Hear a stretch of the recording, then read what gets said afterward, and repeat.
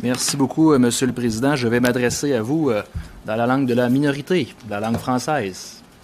Une des deux langues officielles de ce pays, la langue de ma nation, la langue dont je suis très fier de vous parler aujourd'hui devant cet important comité. Alors, Monsieur le Président, vous savez, la communauté scientifique était présente à l'écoute du gouvernement mardi pour le dépôt du budget 2023. Et vous savez, Monsieur le Président, j'ai regardé ça, le budget, vous l'avez ici, là.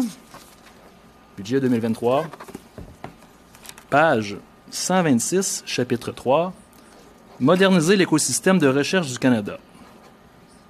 J'essaie de trouver des montants. J'ai même dû mettre mes lunettes, Monsieur le Président, et vous savez, je porte fièrement mes lunettes.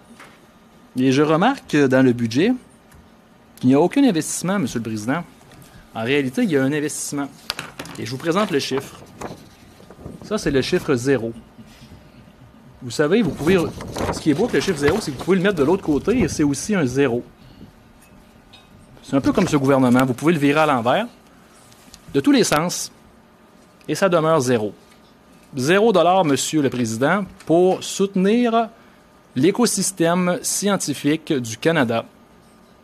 0 $, Monsieur le Président, malgré les recommandations que le gouvernement a obtenues de la part de son propre rapport qu'il a commandé, et je le nomme, le rapport du Comité consultatif sur le système fédéral de soutien à la recherche, déposé le 20 mars, étrangement quelques jours avant le budget.